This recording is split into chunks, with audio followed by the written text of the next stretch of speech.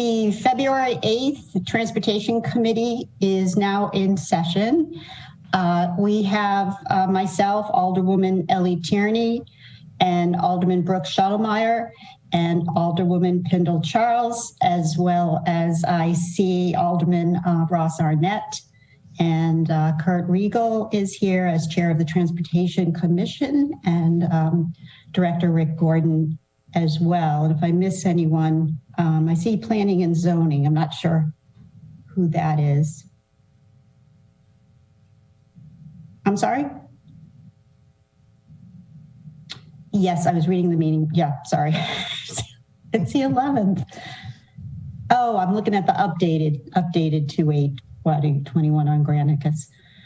Anyways, can I entertain a motion to approve tonight's agenda? So moved. Madam Chair? Yes, sir. Yes, Alderman. Second. I would suggest two things. One, you might want to put this 1919 at the end.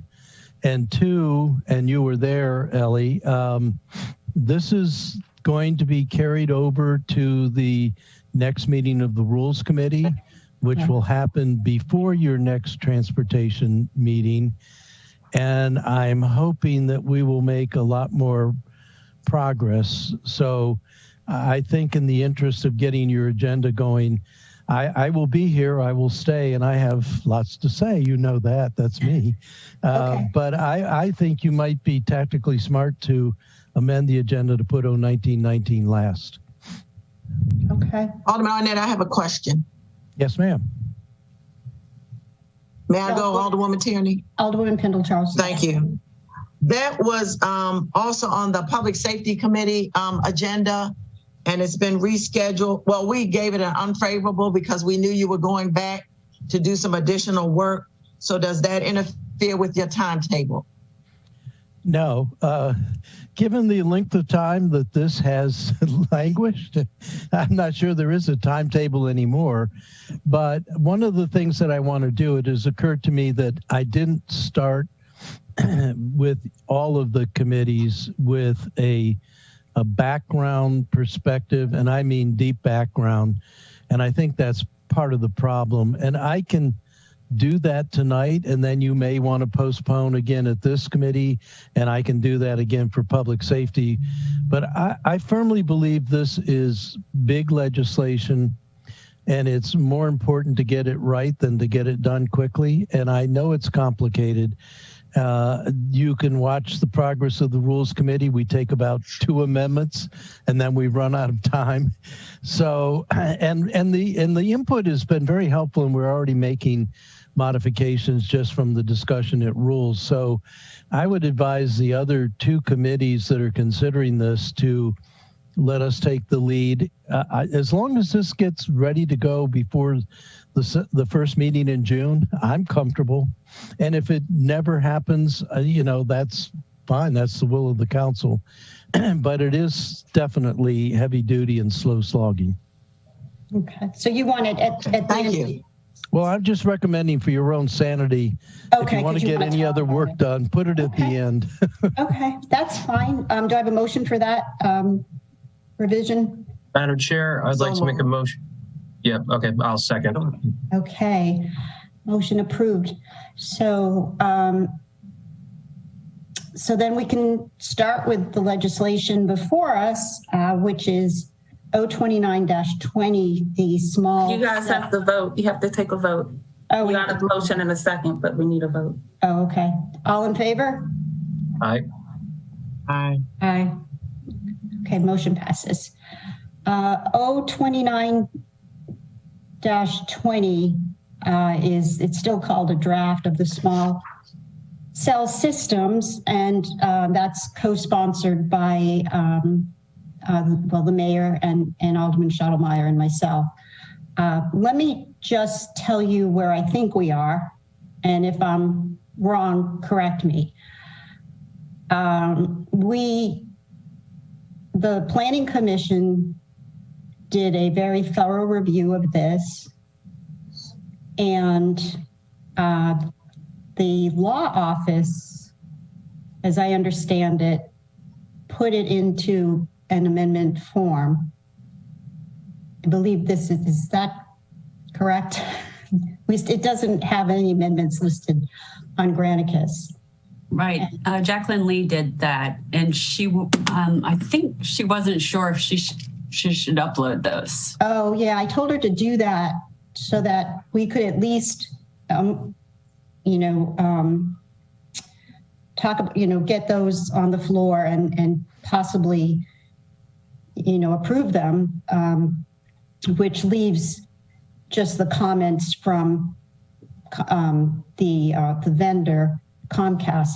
Just to summarize, so the Planning Commission findings and recommendations were put into to a great amendment by Jacqueline, which basically structured their recommendation to say that the guidelines would be under separate cover, sort of like that, but we don't have those. And then after that, concurrent with that, we've had some comments in email to both Brooks and myself and the mayor from Verizon, Comcast, regarding a definition of what their equipment is. And we agreed that we would amend that. And that's another forthcoming amendment. So with that, Brooks, do you have any thoughts about how to handle this tonight? I think we follow what we did in economic. Well, first, I think we should hear from Dr. Nash, who's waving. Oh, sorry. You're Sorry, I just wanted to say that suffering from Zoom overload today. What's that?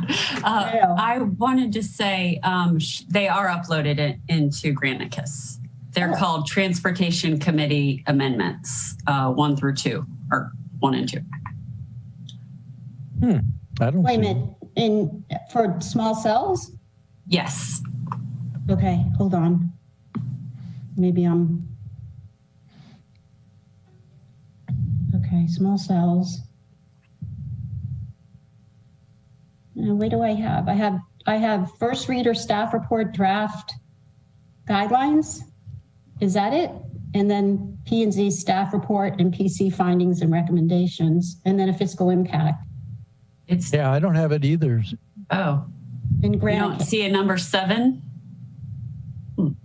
Not in Granicus. Maybe refresh? Yeah, I did. I just did refresh. Oh. Do anyone call? Are we all looking at the agenda items? And Dr. Nash, are you referring to a different thing? Well, I didn't go in through the agenda. I went in just through legislation, but I don't know why it wouldn't be the same. Well, because it's often not. I know, and I look at Granicus. I know that Alderwoman Finlayson always looks at the legislation. Because if she posted them, when did she post them? Today? This afternoon. So the agenda was already posted. So you would have to look through Legistar to get it. Because if the agenda is already posted and she uploads something, it's not going to hook to the posted agenda. It's going to hook to Legistar. I could just email them. Yeah, I think. Well, we don't have the Comcast amendment, so we can't. I'm just frustrated because I really don't want to hold this up, but I understand that it should be complete with the amendments, specifically the Comcast. But if you could email that to us, we could at least take the time to see it. It's just one page from what I remember, right? I mean, we're rehearing this in Economic Matters next month as well. So I think it's okay for us. I think it's okay for us to go hand in hand. Also, our colleague Alderman Gay has joined us and has a question. Oh, hi, Alderman Gay. Hey, what's up? Quick question. I was watching on Facebook and I had to ask. One, I want to be added as a co-sponsor to this. And then 2, I too seen that email and I had a concern, and I'm glad that you guys are discussing this, because when we originally met to discuss this with Teresa Sutherland way back in like August of 19, I guess, whenever I got elected, we were with AT&T. And so how would that then correlate? If you're using an amendment from a specific company, would that then only allow for that company to take advantage of this small cell opportunities? Because I think they had different requirements. That's an excellent question. And that was brought up last night at Economic Matters, on whether or not that would make it proprietary. And the answer was, Dr. Nash, Brooks. So the Comcast Amendment is essentially defining, clarifying the definition so that the small cell units that this legislation would be referring to, regulations do not cover their Wi-Fi equipment. They're different enough, small cell being a cellular technology, Wi-Fi being classified as Wi-Fi being an information service, and 5G being classified as a telecommunication service, along with like various power sources, Wi-Fi being low power and 5G being a high power thing. So they're different equipment. They do slightly different things. 5G is more focused on like cellular technology. Wi-Fi is more focused on, we all know Wi-Fi. It's like our laptops picking up our computers. So it doesn't really give them a leg up. And how the legislation is written is if Comcast decides to get into the 5G game, they would not have that boost. They would not have that advance in front of the competition because they would still have to go through the same process to put in their 5G towers or 5G cells. Assistant City Attorney Ashley, is AT&T one of the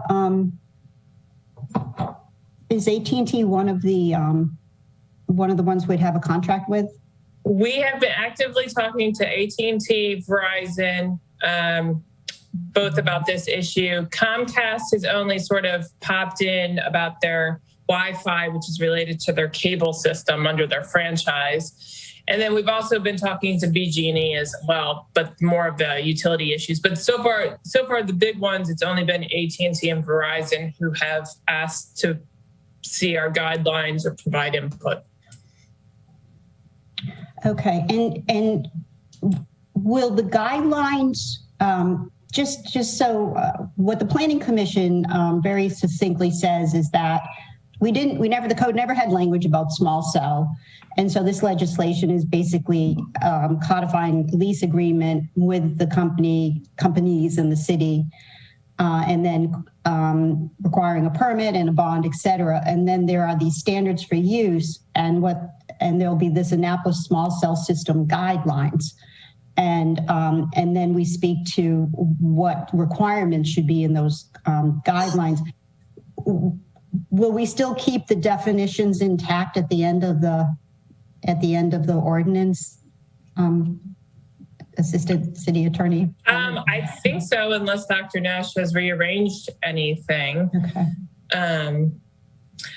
But yeah, that's and we're asking for input purely from a operational standard of whether they think they can comply with the guidelines or not. We're not necessarily accepting all of their input. We're just trying to, at the end of the day, the FCC and the federal government are highly encouraging about promoting this technology.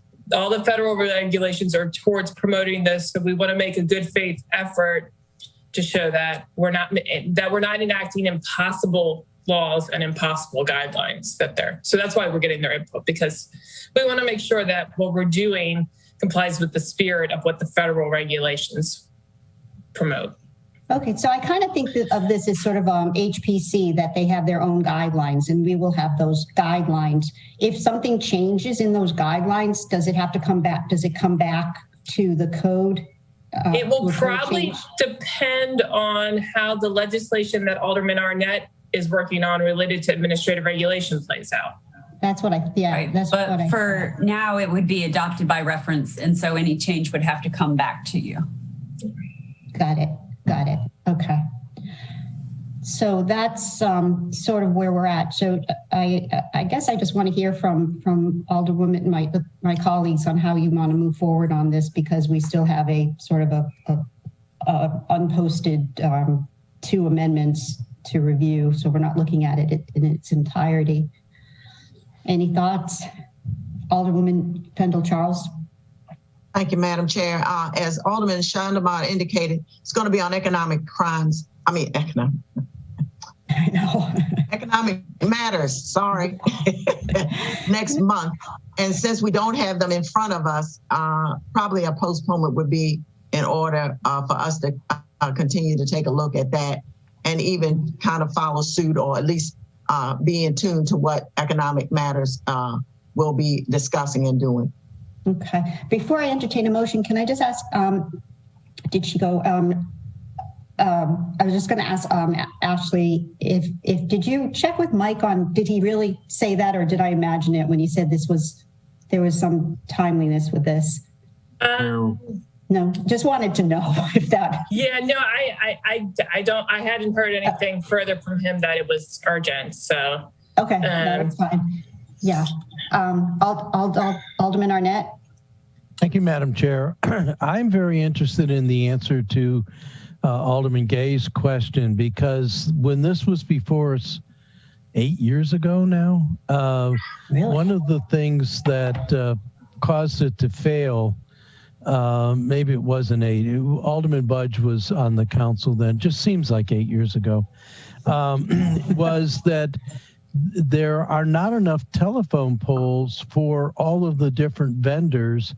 And this legislation at that time, and I don't know whether it's not the case this time too, it means that AT&T is going to come in and Verizon is going to come in and so forth and so on, almost a first come, first serve basis. They don't share technologies, and they need more telephone poles than we have in the city, and particularly in Ward 1. That was really a bottleneck. So I haven't really paid close attention to this. I've been too busy making trouble elsewhere. But I think it's important to make sure that we even have the full capacity to satisfy all vendors. And I don't know the answer, but I thought that was the thrust of what Dewan asked. Well, this actually is different in the respect that we have more control. They actually have to have a permit with us. But Alderman Schandemeyer can speak to the actual box itself and how small they are. This is new technology, so it's not contingent. Yeah. So the Comcast Amendment, it's literally these. It's literally these like gray boxes. They're about like 3 feet long that hang off of the current telephone wires that are tied into like the cable and that are tied into like Comcast cable system. So it's an entirely separate thing from the 5G, which is again a more cellular focused technology. So Comcast isn't even in the game of 5G. But Verizon and Sprint and AT&T and all of those companies are. Yes, because 5G is related to like your cell phone. Right. And so is this something that is one company gets it, and if we run out of poles, the other companies don't? I believe there's things in the legislation that lets them build their own, but I'll let someone else speak to that. There's Ashley. Ashley? So when Director Nash and I have had various conversations with the providers, the reality is that they sort of sorted out amongst themselves because they don't actually all need the same location. Depending on where their current facilities are, sort of dictates where they need the new ones. And that's not necessarily all going to line up on the same area because they're not all in the exact same spot now. So they sort amongst themselves where they need to go. And because they don't all need to go at exactly the same spot, they can sort of say, well, I'll take this pole and you'll take that pole. And from what I can tell in the industry, there aren't honestly that many big players anymore. They're all sort of owned by each other. And they sort of figure it out amongst themselves as to where they need to go and where they can sort of flip-flop spaces was the best way I can get, because they said that one might need a pole and that would be their ideal location, but it wouldn't necessarily be the ideal location for the other one, just how the technology works, I guess. Right. Okay. Yeah, and in the guidelines, if you want some night reading, I think it's 30 pages. There's a very strict process in the historic district. They actually have to go through the HPC. And then there are some diagrams of how they can apply it on a pole or apply it on an existing light pole. I forget who was first here. Alderman Gay? Thanks.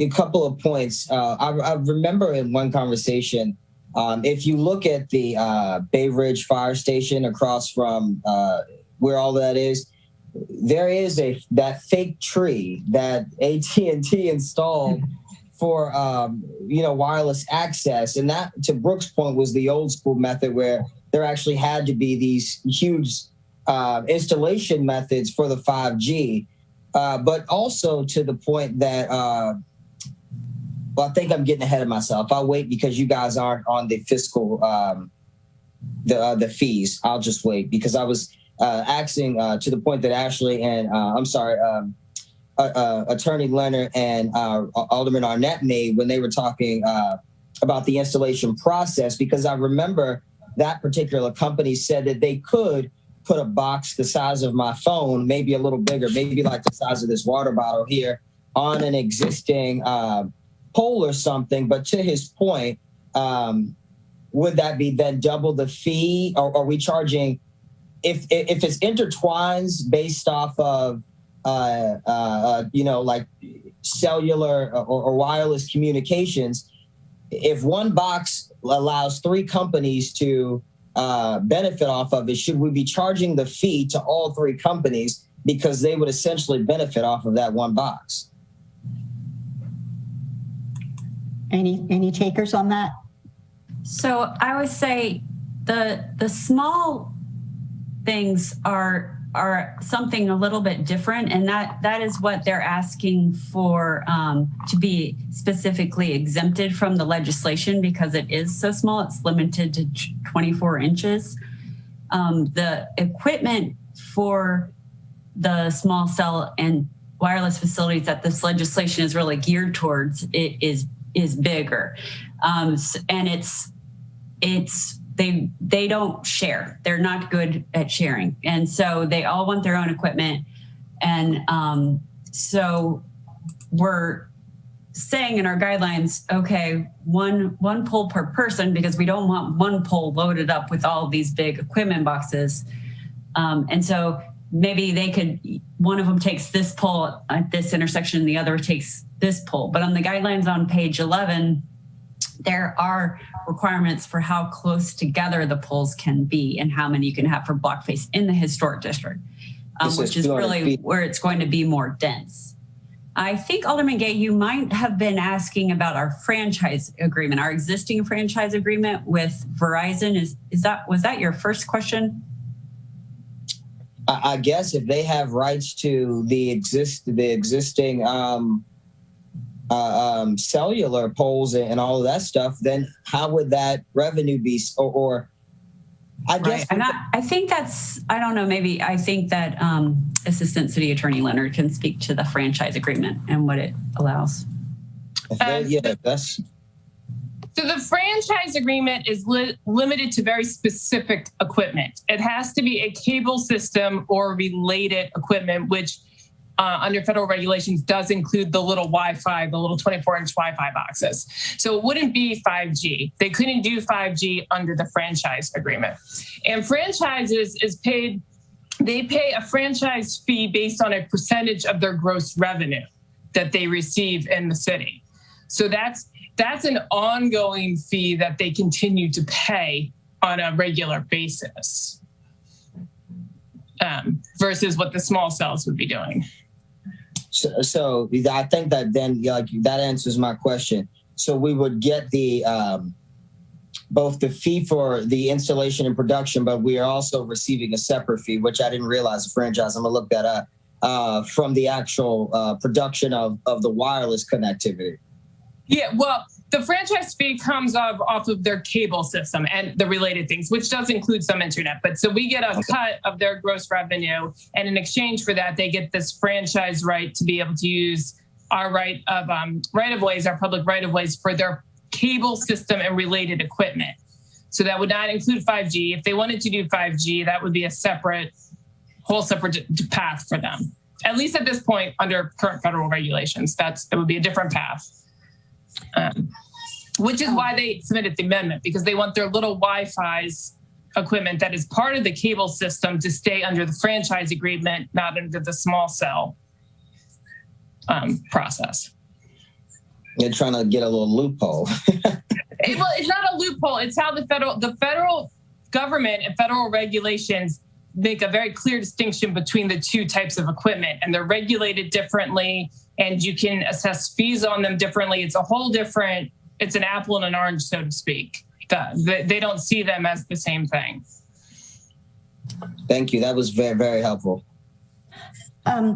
Director Nash, I might misunderstand these guidelines. I thought the HPC part of it ended on page 3, and then it continues with description of the equipment and all the other general technical and aesthetic requirements. I thought that then was citywide.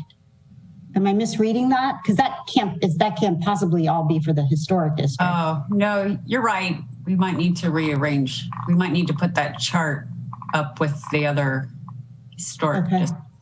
Yeah. Yeah, that might have gotten out of order. We're still working on the guidelines. So. Yeah,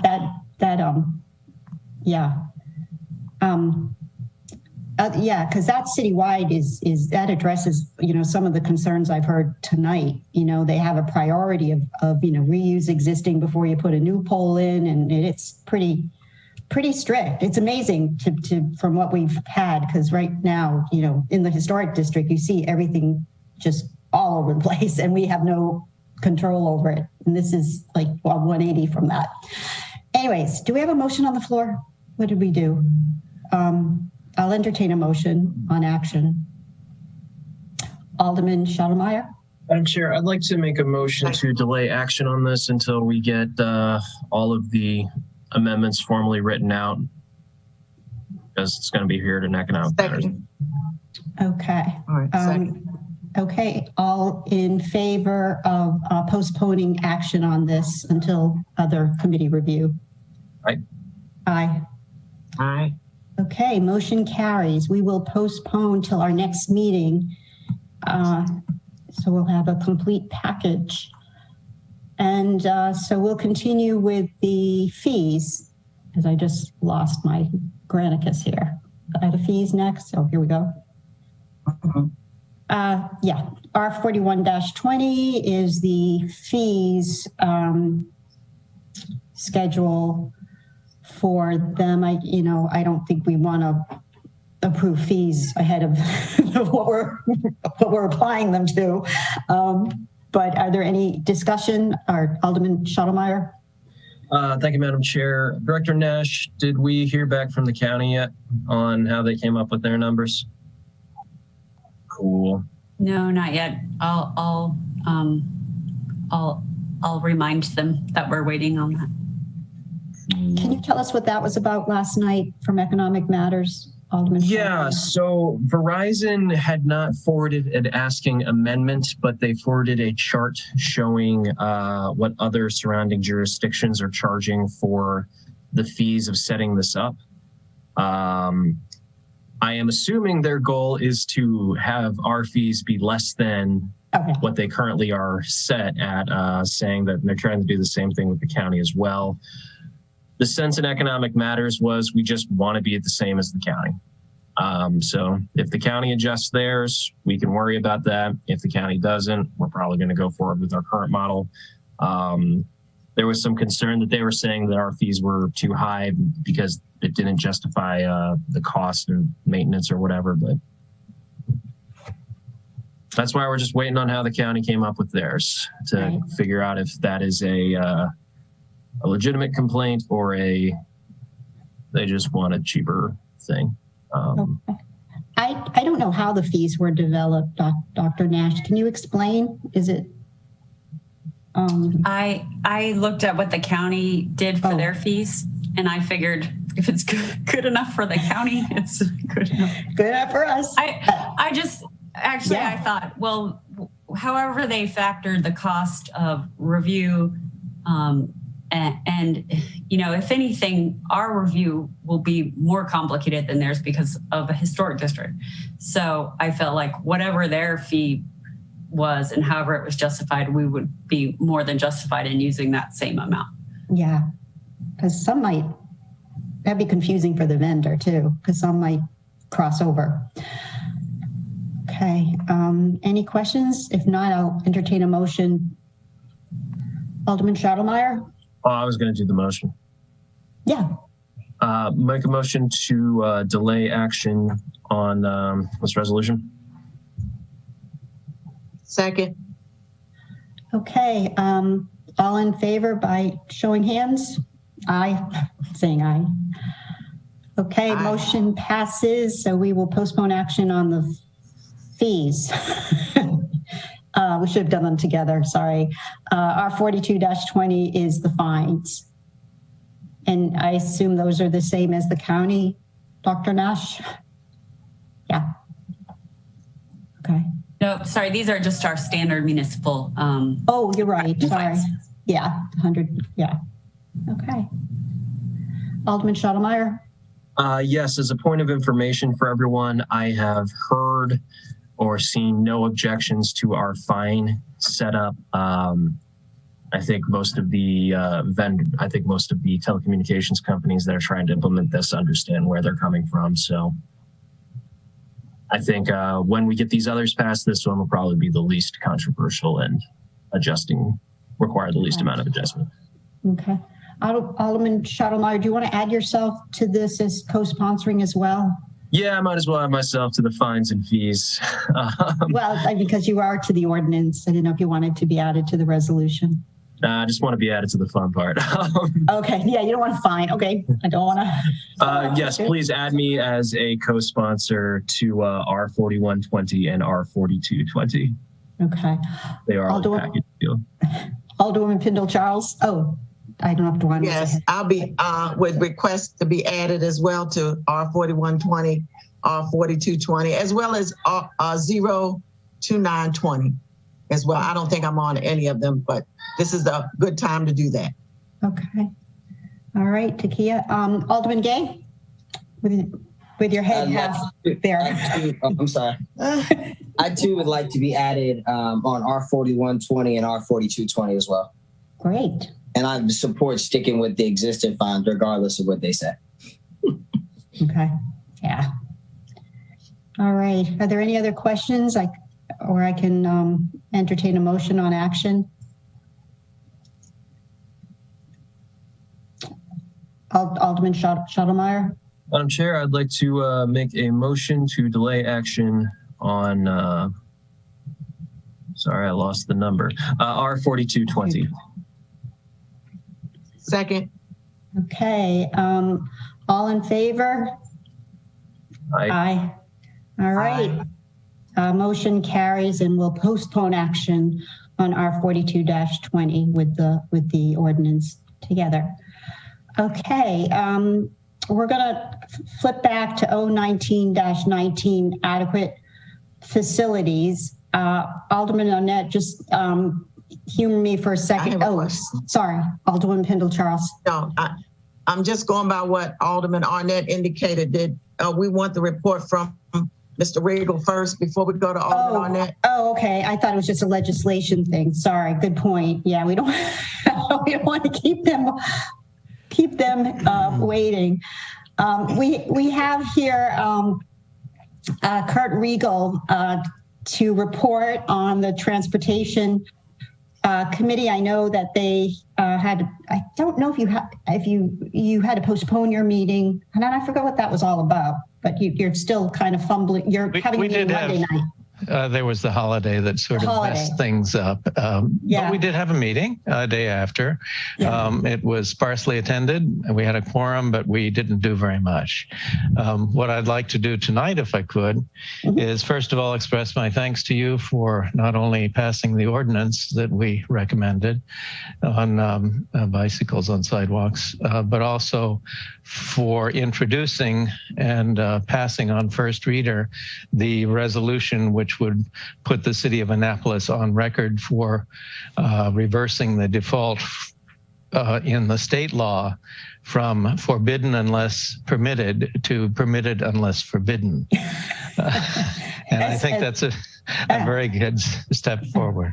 My colleague calls it the half full instead of half empty legislation, and I understand Jacqueline Lee will somehow magically get that to the General Assembly, or somehow there's a vehicle to do that. So that's all good, and I thank you for your due diligence and your outreach. That a technical point are you done with that, or does it have to come back for second and third reader? No, it passed. Right? No, okay. Wait, no, sorry. I'm sorry.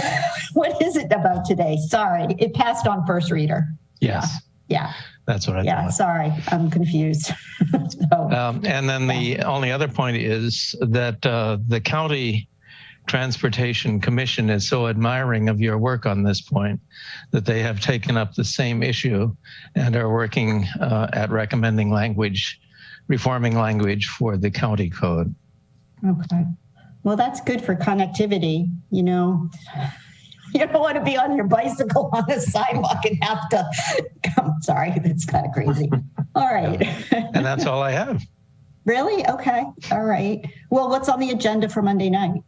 Monday night, we have a presentation on electric vehicles, and there will be a recommendation. There will be initial work by Kara Plewinski on survey to determine a way forward for transportation in the city of Annapolis. And that's all I can say about it at this point, because there's a lot to do.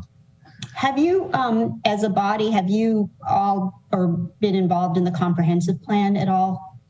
I have to admit the answer is no, not to any significant degree. We have to make that happen somehow. I agree. I agree. Dr. Nash? Yeah, we'd love to come to a meeting, Kurt. We could talk offline and coordinate that. Wonderful, thank you. You did come to some of our sessions at the rec center for chairs of boards and commissions. That was when we were still having in-person meetings. Yes, that's right. The good old days. That was when the transportation board had just been reinvigorated. Right. Well, I will take that as a to-do. Thanks for giving us a jab. Yeah, no, that would be awesome. All right. Well, thank you so much, Kurt. Thank you for all your work and an awesome committee. Director Gordon, would love to hear from you and see you. Thank you, Mr. Regal. Okay. Thank you, Kurt. Thank you. Mr. Regal, before you get away, you mentioned the EV presentation on Monday night. Would that be the presentation that Dr. Dua sent you from MTA from the webinar we attended the other day? To tell you the truth, it's not fully organized. It is something that Elvia Thompson is working on with somebody else, and I'm afraid I don't even know what it is. Oh, okay. I saw an email from him to you earlier with the presentation. I thought maybe that was it, but that's fine. Thank you. Great, thanks.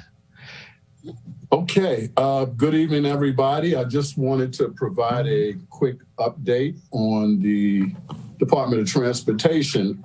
As you all well know, we can anybody hear me okay? Yes. Okay. Yes. We continue to be affected by the COVID-19 pandemic. Since last March, we've reduced our weekday transit service to a modified Saturday service with no evening purple. The ridership for December 2020, which we just sent to the city manager, remains at 32% of what it was at the same time last year. And paratransit ridership is down about 10%. We also provide a number of free rides to K through 12 students, MTA transfers, city employees, and children under 6 years old. And collectively, they're all at about 25% of what they were a year ago. In December, we began installing driver shields on all of our large Gillick buses. That was from some CARES Act funding that we were able to get. You may recall that we fabricated driver shields on our smaller buses in-house earlier last summer. And recently, we installed passenger shields on the seat backs of our smaller buses. And we are also now cleaning the buses, cleaning and sanitizing the buses and our facility on a daily basis. We've been very lucky with COVID. We haven't had that many positive outbreaks, and it's pretty much been isolated. It's been people having contacts outside of work. With regard to the parking trends, we are equally affected by COVID when it comes to parking.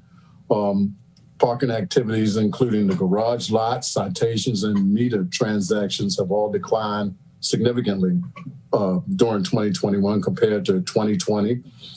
Vehicles parked in the garages and on city lots are down about 80%. Parking meter transactions are down about 67%, and citations are down about 10%. We have been meeting weekly with the COVID-19 business recovery team, some of you which are on that team, and we're working closely with them to provide parking for those businesses that are working to provide curbside pickup and other services to support the local economy. In January, I began meeting with AMRP, the Annapolis Mobility and Resilience Partners, to assist them with data collection and response to their inquiries related to the development of their feasibility study, which is the first step. Could you explain who they are?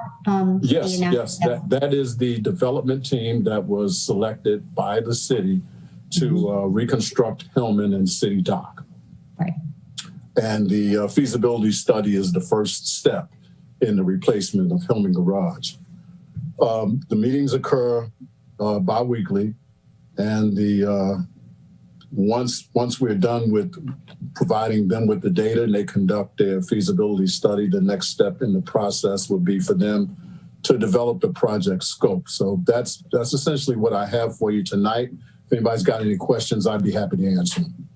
I have a question on the AMRP. Is the project scope limited to Hillman at this point, or is it the mobility portion as well? Well, I haven't gotten that far with them, but okay. They are collecting information for both City Dock and Hillman at this time. When I say Hillman, it's mostly parking data that I'm providing, but within their list of questions, there have been inquiries that I've gotten from Dr. Nash, and I'm waiting on some things from Public Works, the Finance Department. So I think the questions that we have cover both projects. Once they get everything they need, they'll start developing their feasibility study. And I assume there's interface with SP Plus? Yes, yeah. Absolutely. Yeah, at a previous committee meeting, I don't remember, it's public knowledge, but we've had 60 COVID cases, but transportation with all the exposure, you would have, you've only had, any is, awful. I mean, they are all recovered and everything, but you had 7. Yeah, so, we've done quite well. Yeah. Everybody's compliant as best we can. Could you explain the COVID funding that you've received and where it went, where it goes? There were 2 sources of funding. One was county COVID funds, which was used for the driver barriers and the seat barriers on the buses. That was, I think it was about $60,000. The other funding we got from MDOT, from the state of Maryland, and that was, don't hold me to this, but $4.2 million. That funding is going to help us through the FY21 and potentially into FY22. It's going to be used to offset some of the operating funds that we will miss as a result of the reduction in the parking fund. Yeah. Okay. So without that, things would be pretty dire based on your ridership. Very much so. Very much so. There any? Alderwoman Pendle Charles, I think, is first. Yeah. Thank you, Madam Chair. Mr. Gordon, thank you for the report as always. Question: any of that? How much did you say million we're getting? 4.2. What was the figure again?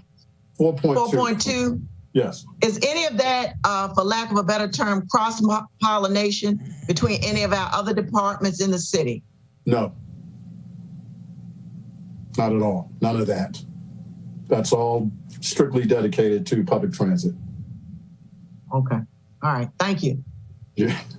I see a smile on your face, Alderwoman. We're trying to get some more. Just hoping. Just hoping. Just hoping. Okay, I tried. I think it'll be well utilized. Oh, yeah. Yeah. Alderman Arnett? I thought I'd try. Thank you, Madam Chair. Mr. Gordon, Alderwoman Finlayson and I have been worrying, as you know, we're both on the Finance Committee, not so much about post-COVID, but during Hillman, because we won't be getting parking revenue from Hillman, which provides a cross subsidy to the transportation system. So we're worrying in advance, but I don't think too far in advance about how the transit system is going to survive once we get through COVID, but then have the Hillman garage down and don't have that revenue. So I'm not going to ask you for a specific question. I'm just going to tell you that some of us are concerned about the future of transit after we get rid of the virus, but still don't have the funding. Understandably, Alderman Arnett, I think a lot of that will be answered as part of the work that AMRP is doing. And we also are somewhat concerned. In the meantime, I think for the foreseeable future, we'll be fine. A year from now, I don't know at this point. Yeah. Okay. All right. Well, no, we're thinking about you and we're worrying. So I hope it all works out. See this gray hair? That's worrying. Oh my God. Well, from what I understand from Eileen Fogarty, the people that park in the garage will have to park somewhere else, and it may involve shuttling, and they'll have to pay for that. It won't probably equal garage revenue, but there'll be some offset wherever these people are parking. Yeah, and that's the expert, AMRP, if I have the acronym right, the expert will figure that all out for us to optimize revenue. That's what they're charged with. Before they came along, we had a similar plan to moving a lot of people to Park Place and taking advantage of the other garages, any spaces that we had there. But I look to them now to see what they develop, what their recommendations will be. And of course, we'll work with them to make it happen. Yeah, I see that. Having now I'm at Park Place, and the commercial, well, there's the resident side and then there's the public side. God, it's half empty. I mean, because it was built to support the Maryland Performing Arts that is not doing anything. That's correct. There's a lot of available space. So there's extra parking. We do intend to take advantage of that. Yeah. All right. Thank you so much. That's great. Okay. Well, with that, we're gonna go back to legislation, and that's on the adequate facilities 019-19. That says something, Ross. It's 019-19. It does. Just bear with me as I attempt to do sort of a summary before I hand it off to you. Sure. It was introduced and staff fiscal impact, and this, if on Granicus, you can follow with me that there was, the staff report, fiscal impact, and then sent to Planning Commission, and Planning Commission did an extensive review And concurrent with that, as you know, some of the delay is the sector study, the Forest Drive sector study, and there were some branch off groups that studied this even more. And Alderman Arnett made a miraculous attempt to, because we didn't move on this last meeting because these things were all sort of in flux. So Alderman Arnett spent the weekend writing what you see here at the end, a red line amendment dated 6/22/20, but I think, I'm not sure why that date. That's the second reader reintroduction of the ordinance. Oh, okay. Second reader. So it's amendments 1 through 14, which are, as we were reviewed or still being reviewed in rules and city government. And my take on what I observed, at least, and just give me some chairperson license here, is that there was sort of this attempt at getting to the specifics, but yet not really agreeing on the specifics. And then it was determined that, what do we need to trigger a study? That was like the biggest obstacle. What causes a study? And there was discussion that to have guidelines. And so to me, it looked like, well, is this one of those where we have to have the guidelines as a benchmark and then work off of that? And it seems like it's got to go back and kind of restructure. That's just my opinion, but I'd love to hear from Alderman Arnett and see what he thinks of the path forward. Yeah, well, thank you. And I'm still basking in the afterglow of what I thought was a really great work session. So I'm not going to take up too much of your time this evening. And I do recommend that you might, since the timing is working out with the other committees, let rules do the heavy lifting and we'll slug it out. And then you take a gander at what we're coming up with and see how it satisfies you. And I do, Alderwoman Tierney, I'm very happy that you came to the Rules Committee. And I think the more we can attend each other's committees, the better informed we're going to be. So I want to go back to a really broad context, and part of it's because I've been involved in all the APF legislation from its very inception. So I have sort of this internal understanding, but I would encourage you all to go look at Title 22 and look at each of the APF items, and you'll see that all of them but the traffic impact APF have a pretty standard format. And the format that they have is they start off with the responsibility section, then they go to goals, and then exceptions, and then standards. The exception has always been the traffic impact analysis, and that's because that ordinance, which was crafted in 2006, was essentially an attempt to put into code what planning and zoning had always been doing in terms of doing traffic impact analysis. So we just said, well, they're doing these studies, let's put that in there. And you would notice that this is still an unusual duckling in that it is largely still code that talks about triggering traffic impact studies. It isn't yet comprehensive in terms of adequate public facilities. And I know Dr. Nash and Joelle Braithwaite are working on looking at all the APF, and we may get to a better place. But in 2006, we put in this ugly duckling that sat next to all the other APF. In 2016, Alderman Pfeiffer and Littman put in an amendment that spoke to the triggers of when a traffic impact study would be done, and it essentially lowered the number of trips that a new project would have to generate to cause more traffic impact analysis studies to be done. It also, and Sally, you might want to correct me, I think at that time is when we said that we would have a panel of I might be getting this a little confused, a panel of traffic impact analysis companies that planning and zoning would control the study going to, rather than people picking and choosing their own traffic person. But I might have that confused. But in any event, that's where we were up through 2006. Now we have this new legislation, which initially I had intended to be just like the Budge-Littman legislation, which was to lower the level of the triggers. Along came Teresa Sutherland with the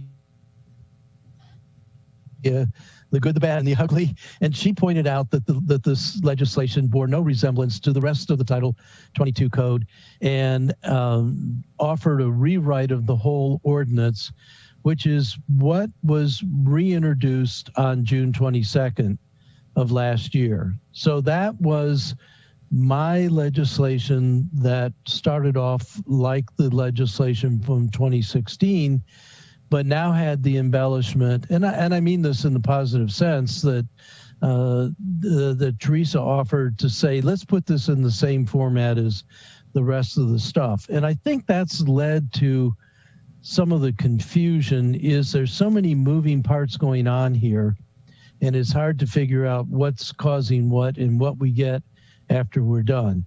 I do think if we just passed the legislation as it was resubmitted on the 22nd of June and made no other changes to it, we would improve the landscape. And in fact, we may want to back to that.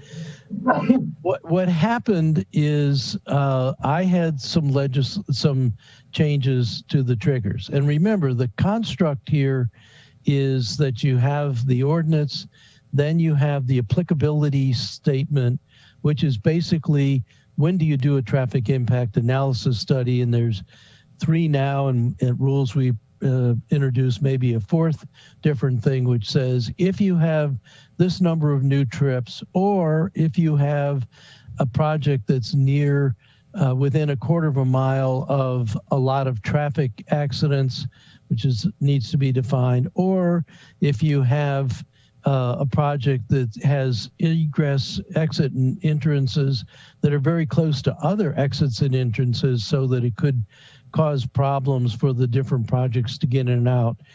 Then you do a traffic impact analysis. And then the next section sets forth the standards for the traffic impact analysis. That's the general construct of the ordinance and the general intent of things going on. I had my, I'll get to you in a second, please, Brooke, but I want to get through this all in one breath. So I had my changes I wanted to make. Teresa had her stylistic changes that she wanted to make. And then I have a group of people from Eastport who also are on a lot of them on the Forest Drive Eastport sector study. And they came up with a whole bunch of changes that they wanted to do. My co-sponsor, Alderman Savage, also had a number of changes that he wanted to do. And the cumulative result of that is 14 amendments.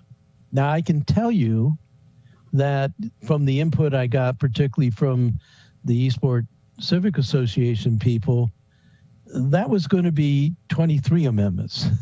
And I said, no.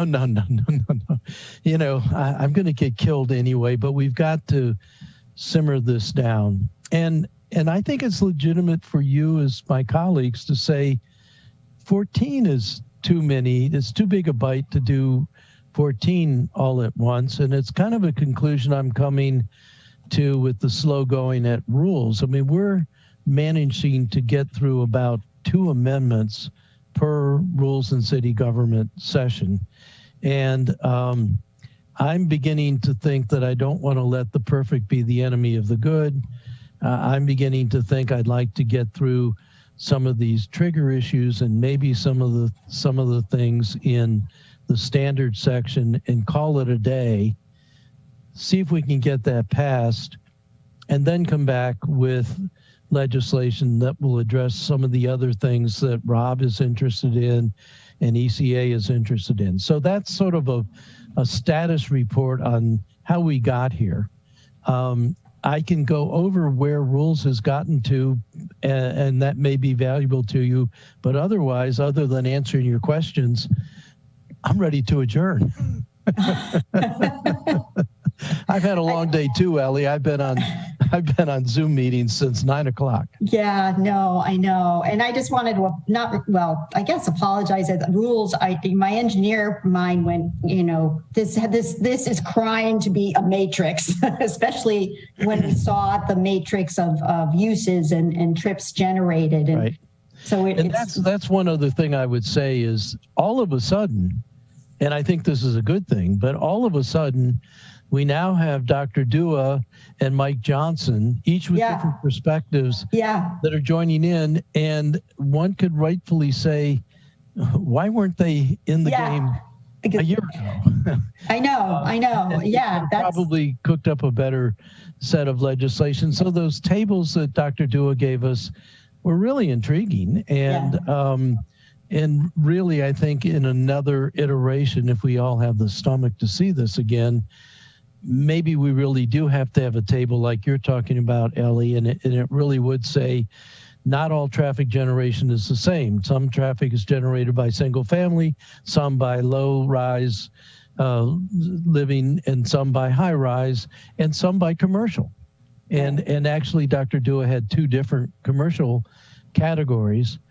And I will have to say, frankly, and I know that City Attorney Lyles and I are, and Joel Braithwaite are going toe-to-toe on the generation of regulations. But quite frankly, I think that level of detail really does belong in regulations, not in code. I mean, that is, now you're getting down to this fine-tuning and highly technical kinds of things that is getting away from policy, establishing policy, and getting into establishing practices, performance. So for me, I'd like to think of the code as an expression of our policy making, and therefore broad, and rules and regulations will be expressions of processes and procedures. And then there's going to be that middle ground that has the force of law,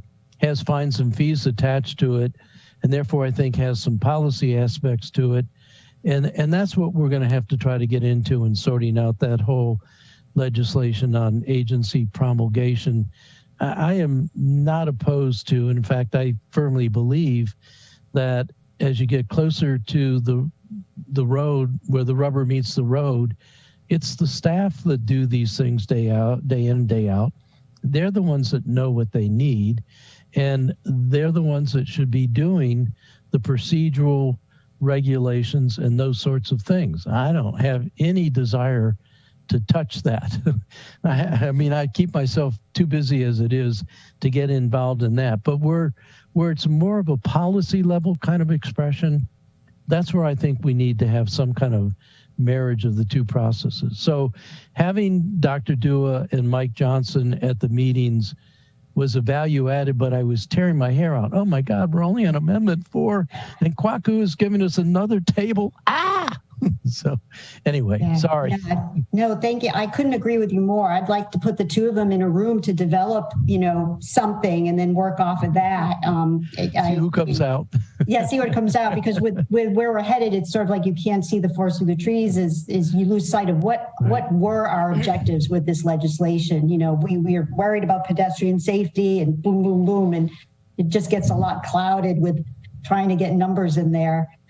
Dr. Nash, did you have a question or comment? Yes. I just wanted to say that actually we met this morning with Rick as well and David Gerald, because I think we want to figure out the best way to go forward too. And we want to make sure we have all the data we need to make the right choices for the thresholds. So we were actually going to approach you about could we have few weeks. I mean, I don't, or we need some amount of time to, as a group, to be like, oh, well, this practice works here, this practice works here. We're also looking at, can the city afford, or is there some way we can be creative about affording a third-party reviewer who will review the traffic studies for us? Since we have that position, that's not the traffic engineer position that we need filled, but it's not going to be funded this next fiscal year. So, we're trying to find a way to see if there's money for a position like that. Well, that's wonderful. And again, I am I'm highly sensitized to what should be in code and what should be in regulations. And I think that it sounds like the kinds of things you're talking about are really at the staff level, and we can refer to them in the code, but not include them in the code. But I also think I'm glad to hear you're getting together, and I'm particularly glad because I don't want all of you at the committee meetings and getting all of this debate going on between Kwaku and Mike Johnson and everything. And I'm going, oh my God. So anyway. Well, I'll set up a meeting for next week and include you, and then maybe we can get a game plan together about it. I would appreciate that. Yes. Wow. And maybe that'll make this ordinance making process go a lot better. Wow. So that was Poor Brooks has been so patient. He's been waiting and waiting and waiting. Well, I don't know who was first. Brooks. Alderman Shademeyer. Alderman Shademeyer. Thank you, Madam Chair. Alderman Arnett, does this legislation establish a set estimated trip amount to trigger a traffic study? Yes. Yeah. What is the set? Well, that was a raging debate. It's $1 million question. Yeah. It's currently it's 250. Yeah, 250 new trips. In the legislation, I had proposed to become 50 trips, and Sally almost had a heart attack. I'll do nothing other than impact analysis studies. And so we debated it back and forth. Where rules left it was at 200, but that's where we got into these tables that Dr. Dua was showing us is different kinds of development generate different numbers of trips. And so you could almost see the kind of table that Ellie was talking about.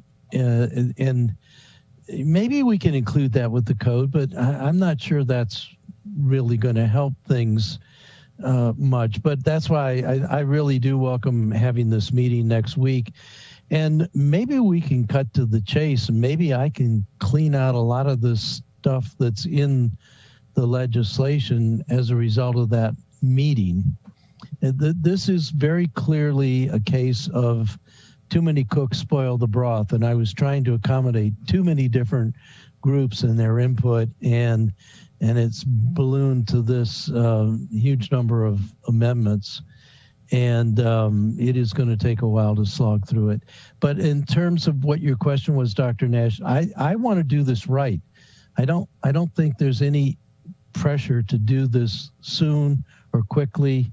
I'd like to see it done, say, ready to be going before the council, the first meeting in June, because if we don't get it there, then we won't be doing it this term. But we've got plenty of time to get this sorted out.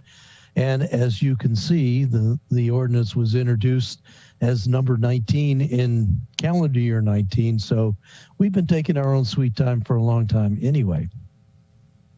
This is all good, though. I mean, you kind of reach critical mass with all this, and now it's going to come to a really good piece of legislation. I think when you have those, department heads all involved.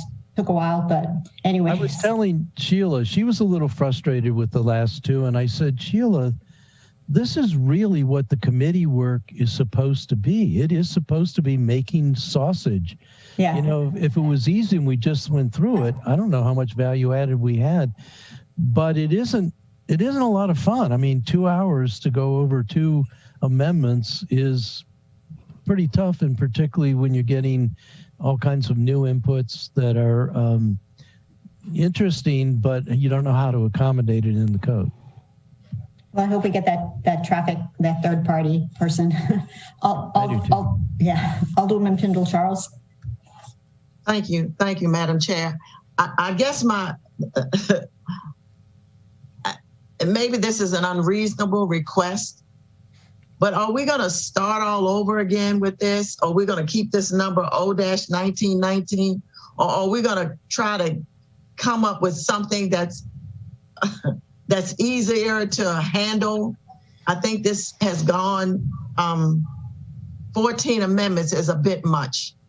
And I think it would be easier, at least from my standpoint, if we kind of started all over, even if we almost had 80% of what's already in there, but to start all over with a clean slate. Is that possible, or am I asking for something outrageous? Well, I'll answer it because I've thought about it, and I also thought about something you raised at the Transportation Commission about, and I put it in here as an amendment about not all wards are the same and not all wards have the same needs. So there is an amendment. But if I were going to withdraw this and reintroduce it, I would reintroduce it as the red line version that would already have the 14 amendments incorporated in it. So I really resist pulling it back and then reintroducing it, because I don't think that makes the problems go away. This is complicated stuff.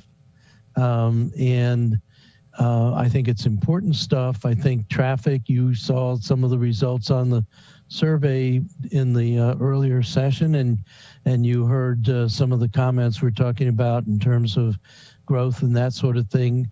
Traffic, potholes, cracked sidewalks, homicides, those are the things that I deal with day in and day out with my constituents. And I think you do too, Rhonda. I know your whole battle for years to get that stoplight. I know that there are a lot of flashing crosswalks on Old Forest Drive in your ward, and that's pedestrian and traffic safety. So I think this is a pretty fundamental service that municipalities provide, and it covers some issues that are really important to our constituents day to day. But the answer to your question is I'll withdraw it at the next council meeting and reintroduce it as the new ordinance with all of the amendments in it. And we're still going to have to deal with all the complexities of that. Okay. I mean, that way, I think it's a little clearer to read and see and kind of see where the potholes may be in the legislation. And I think it'll be just, and now that we've got, DPW, we've got them involved, I think that's another lens to kind of look at. So I just don't, my thing is on any legislation really, other than, just a few kind of commas or periods, we really shouldn't have any more than 5. After that, it becomes really unwieldy and we lose sight of what we're getting there. And then we, I hate to say it, in council meeting, then we start looking like a bungling group of council members. And then somebody's asking, well, what is that? Now, wait a minute, is that? Wait a minute, hold on. And it just doesn't look, we don't look organized. We look like we don't know what we're doing. And that's, and I think, that's extremely important to the public. How can, if we can't follow it, how can they? And so I think to make it easier for everybody, we need to kind of start all over again or do something, because this is really, I mean, I understand it touches everything. No ifs, ands, and buts about it. But if we can't get it and we look really weird on camera, how can the public figure it all out? We can't expect them to figure it out if we can't. Well, I'm not sure the public wants to try to figure it out. I think they elected us to figure it out. But, and I'm not being facetious, I would take the red line version that's now up on Granicus and take the red line out. That's what I would like it to look like in the end. It is complicated, and I understand your point, but I guess I don't think that 5 is a hard and fast limit for anything. Some things can be done in 2, and some things, we look at the forest conservation. I mean, to look at the number of amendments that had dozens and dozens. We really had. I think that's a bit, for the critical area, and thank God the staff did such a good job on the critical area, but there were, 80 revisions. So, I mean, I'm not sure the number of amendments is really the critical thing.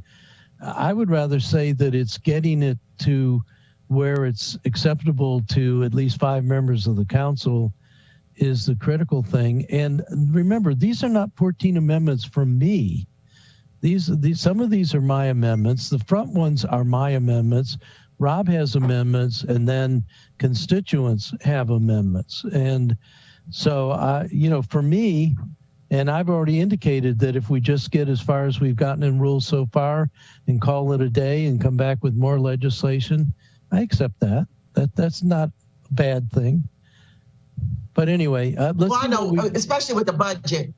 I say with the budget, you're definitely going to have more amendments and something like forest conservation. But I mean, routinely, I mean, my constituents are concerned about traffic for the obvious reasons. For others, it may not be as much of a heightened issue, but for us, it is. Just look at West Street, Upper West Street. And so it is, for us, it's extremely important. We've had too many fatalities out there.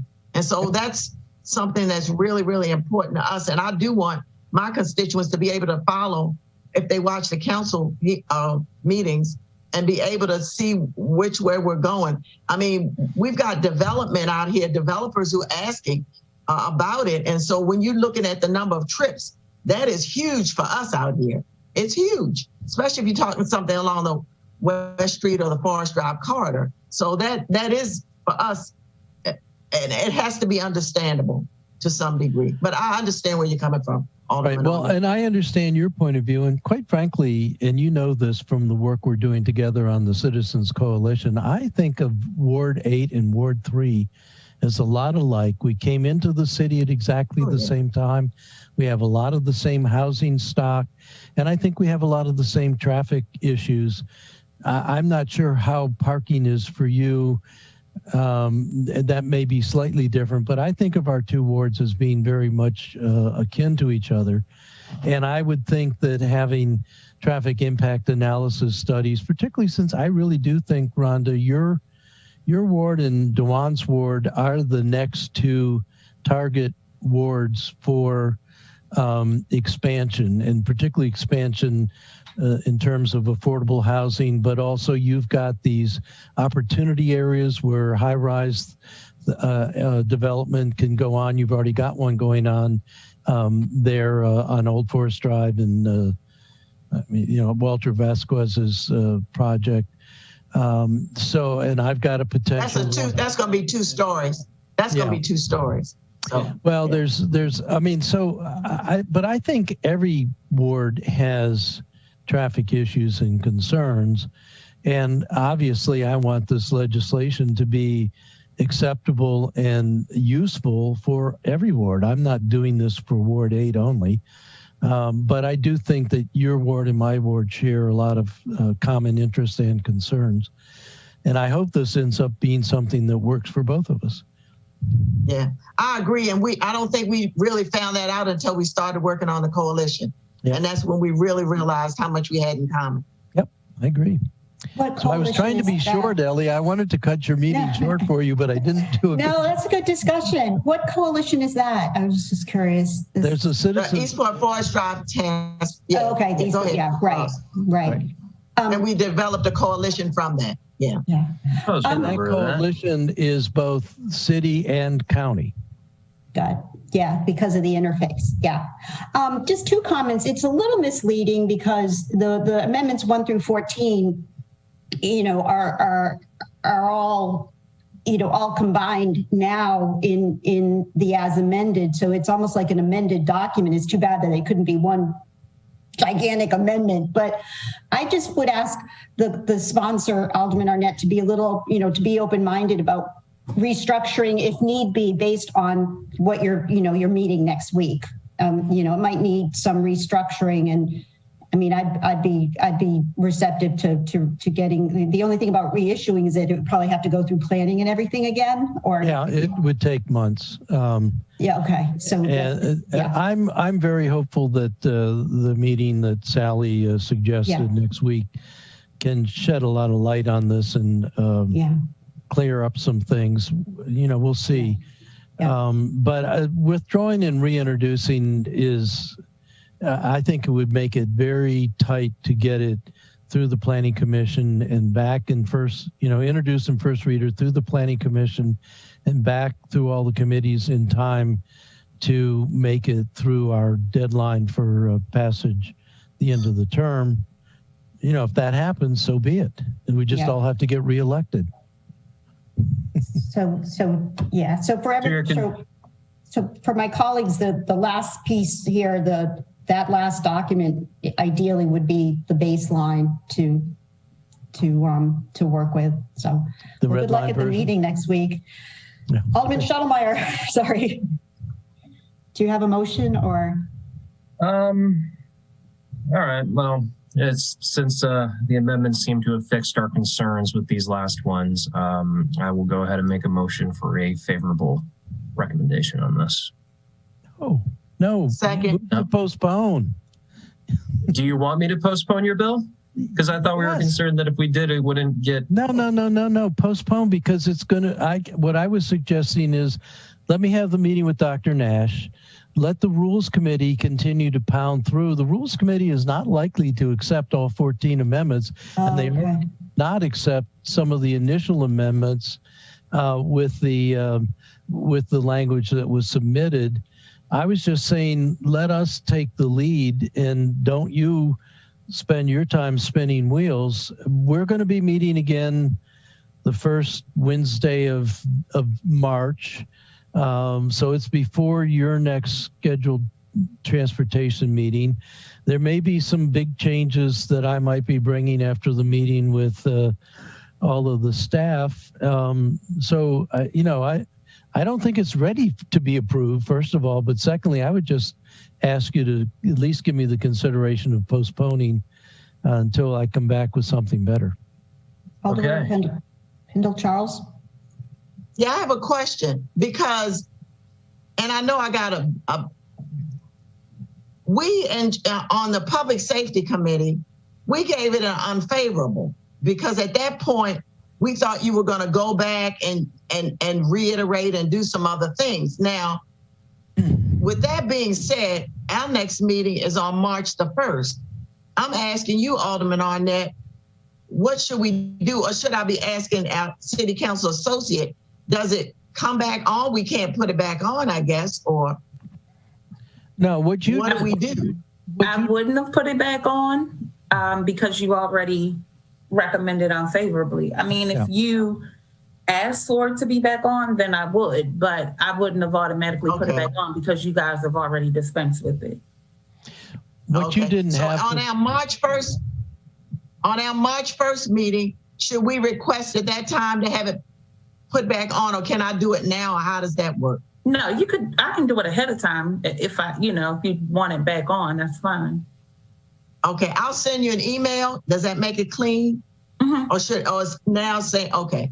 All right, I'll send you an email to have it placed back on again for March 1st. And that means Alderman Rules comes back on March 3rd. 2nd. It's the first Tuesday, not the Wednesday. They meet the very next day. Ooh, so that won't help. No, possibly what we can talk to Sheila and see if we can have a joint session of the committees to discuss this.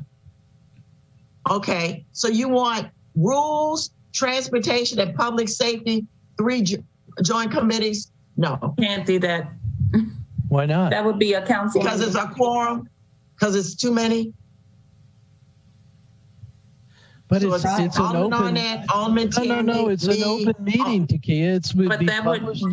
That would be a council meeting. That would no longer be a standing committee. Okay. Everybody would be there. Yeah, but how have we been doing joint committee meetings in the past? We've been doing that. You have, and it's been 4 people. Luckily, there have been because of the overlap. The overlap, exactly. Yeah. Right, of the members, yeah. So, rules.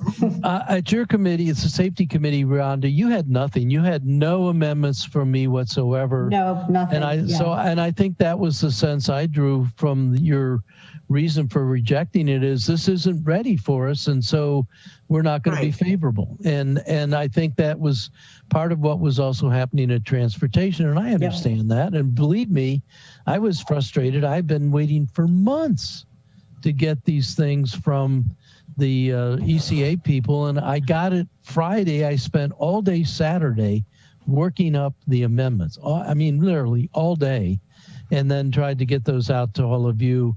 So you had nothing to go on, and I think what you did, I totally accept what you did. I think it was the right thing for you to do. Now, question. So on March 1st, Alderman Arnett, should I request that the law office, our city council, our clerk's office, put that back on our agenda for March 1st? I mean, I'm not sure that that's productive, but I mean, I would think that a better thing for you to do, Rhonda, would be to wait to see what rules does, and then you may say, well, you may well say, we don't like what rules did, so we want it back on for more consideration from public safety. As I said earlier to Dr. Nash, I want to get this right. I don't necessarily want it to get it done quickly. I want to get it done well. And so I think that what I've been suggesting to this committee, and I would suggest to your committee, is let rules do this heavy slogging. Let's see what I come up with from the meeting next week. And then we can promulgate that. You can see what we're suggesting. We may have less than 14 amendments. We may have more. But then if you think that that's something that's appropriate for public safety to look at, you can always then request that it go back before your committee. Well, just now thinking about it, Alderman Arnett, what I think I'm going to do is have it placed back on the agenda for March 1st and then postpone it. That way I'm still in line with transportation and moving along and with rules. Does that make sense? That makes sense. That makes sense. Does make sense. Okay. All right. I'll send Takia an email to have it placed back on public safety for March 1st, and we'll postpone it, and then we'll be in line with everybody else. Yeah. And I know Alderman Arnett understands that things were in flux at that time. But real quick question, ECA is in line with these amendments. I know that was the other thing that was in flux last time. As far as they go, I didn't put in a lot of their amendments, and I condensed some of the ones that were in here. And I went back to them and said, look, guys, you're killing me. Peter and Bill, right? I'm never going to get this through with all of the and they're nice, they're well thought out, and they put in a lot of effort. And it's really smart people. But I said, I just, I got to get something that I can get my colleagues to agree to. I need 4 other votes, and that's just overload. And with all of these things, none of these bills are forever. Look at what we did with the council, how we do the council meetings. We've tried it for a year, didn't really work. So we're coming right back and changing that. These things are our attempt to try to make things better, but when they don't, or to the extent they don't, we have all kinds of time to go back and say, gee, that wasn't so cool. Let's fix it. So none of this is we're going to do it and it's never going to change again. There'll be another public hearing as well, right? Because the amendments are substantial. I would say that they're going to be substantial, yes. That would be my vote. So, all right. Do you want to revise your motion? I will withdraw my previous motion, and I will put forward a new motion to delay action on this legislation. Second. Okay, all in favor? Aye. Okay, motion carries, and we will delay until we drum roll until rules goes through the amendments. And that one will have pizza right now. I miss the old days. All right, well, that I believe concludes our agenda. Apparently not. Oh, no, Takia, You guys never approved the minutes from the 14th. Oh, my bad. I knew it. Madam Chair, I'd like to make a motion to approve the minutes of our previous meeting. He's so quick. Second. Okay, all in favor of approving of the minutes? Aye. TK, do you always have a cover letter on your minutes? Like a cover page? Oh, it's so nice. Yeah, the cover page. You just noticed that? Well, I do and I don't. I go right to the body and I'm like, I wonder if she does this for everybody. So Takia just does such good work so quietly that we really I thought it was just for my committee. It is. Yeah. Thank you, Alderman Arnett. All right. Any motion out the there? Longest days. Any Fred motion? Motion to conclude our meeting? Second. All in favor? Aye. Aye. Okay. Thank Bye, you, guys. Thanks. Bye, Have a good everybody.